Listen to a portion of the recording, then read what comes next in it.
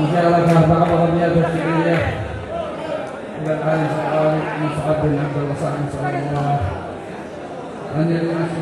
أولا نقول بارك الله لهما وبارك عليهما وجمع بينهما على خير.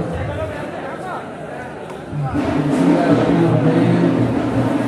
مبروك يا مصعب يا ناس الأحرار من رشيد شاعر جاد فيك الغليلة، ما جئت بمكسب وشهرة ودينار، جئت تفرح بناسا تحب الجميلة. دام الفرح خير ومسرات يا رجال، جعله ربي ما به نفوسا ثقيلة.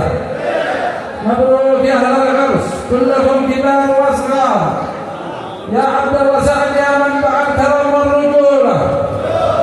أكبر فخر من حضر هذا العرس من كل دار، في عرس قوم تساوي 80 ليلة.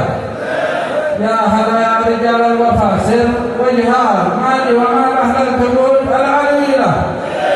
أقولها مرة وأعيدها مرات، خافا نظمته ما يجيب العليلة.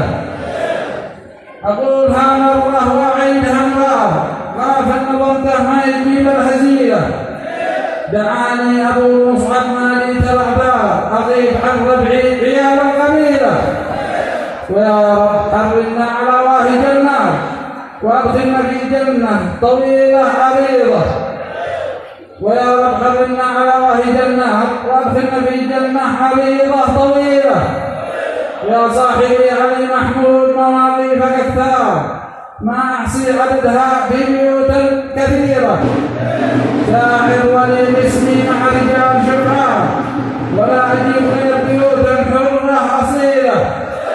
والشيخ سالم قائد وأخوه علي يهنئ عليه استقرار، ومحمد يحيى والشيخ نبي قالها